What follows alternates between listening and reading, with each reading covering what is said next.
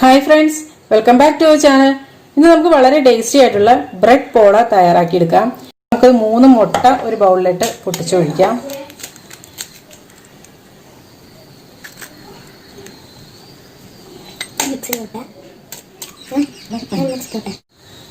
ഇതിലേക്ക് ഒരു 2 table spoon പഞ്ചസാര ചേർക്കാം. 1/2 ടീസ്പൂൺ ഏലക്കാപ്പൊടി ചേർക്കാം. ഇനി ഇത് നന്നായിട്ട് അങ്ങോട്ട് മിക്സ് ചെയ്തെടുക്കാം. അപ്പോൾ ഇതാ മുട്ട നല്ലപോലെ മിക്സ് ആക്കി എടുത്തിട്ടുണ്ട്. ഇനി ഇതിലേക്ക് ഞാനൊരു 1/2 കപ്പ് പാല് ചേർത്ത് കൊടുക്കും കേട്ടോ.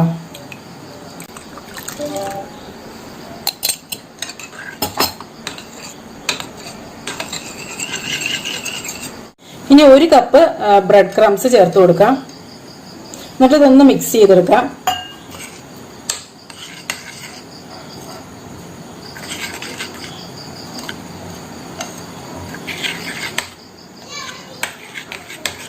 ഈ 1 കപ്പും കൂടെ ചേർക്കുകയാണ്. ഒന്നിച്ച് ചേർക്കരുത് കേട്ടോ, മിക്സ് ചെയ്യാൻ ഭയങ്കര പാടായിരിക്കും. അന്നേരം കുറേശ്ശായിട്ട് ചേർക്കുകയാണെങ്കിൽ നല്ലപോലെ മിക്സ് ചെയ്തെടുക്കാൻ പറ്റും.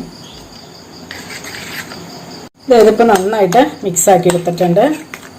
ഈ ഒരു കട്ടിയിൽ വേണം കേട്ടോ കിട്ടാനായിട്ട്. അപ്പോൾ ഞാനൊരു പഴയ പാൻ സ്റ്റൗവിൽ വെച്ചിട്ടുണ്ട്. ഇനി ഇതിന് മുകളിലിട്ട് ഈ ഒരു പാൻ വെച്ച് കൊടുത്തു, സോസ് പാൻ വെച്ച് കൊടുത്തിട്ടുണ്ട്. ഇപ്പോൾ ലോ ഫ്ലെയിമിൽ ഇട്ടിട്ട് വേണം കുക്ക് ചെയ്തെടുക്കാനായിട്ട്. ഇതിലേക്ക് ഒരു 1/2 ടീസ്പൂൺ നെയ്യ് ചേർത്ത് കൊടുക്കാം.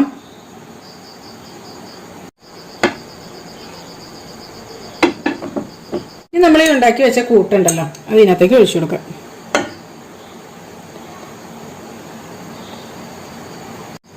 ഇതൊന്ന് ലെവൽ ചെയ്ത് കൊടുക്കാം.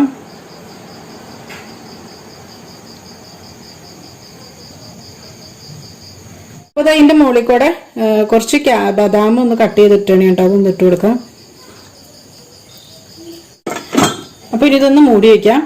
എന്നിട്ടൊരു 10 മിനിറ്റ് നേരം ഇങ്ങനെ ഇരുന്ന് കുക്കാവട്ടെ. അതിനുശേഷം നമുക്കിത് മറിച്ചിടണം. ഇതായിപ്പോൾ 10 മിനിറ്റ് ആയിട്ടുണ്ട്. ഇനിയൊരു സ്ക്യൂർ കൊണ്ട് ഒന്ന് കുത്തി നോക്കാം. അത് കണ്ടോ, സ്ക്യൂർ നല്ല ക്ലീനാണ്. അപ്പോൾ ഇനി ഇത് മറിച്ചിടാം കേട്ടോ. ഇനി ഇത് ലോ ഫ്ലെയിമിൽ തന്നെ ഇട്ട് ഒരു 3 മിനിറ്റ് കൂടെ ഒന്ന് കുക്ക് ചെയ്തെടുക്കാം. അപ്പോൾ അതായത് റെഡി ആയിട്ടുണ്ട് കേട്ടോ.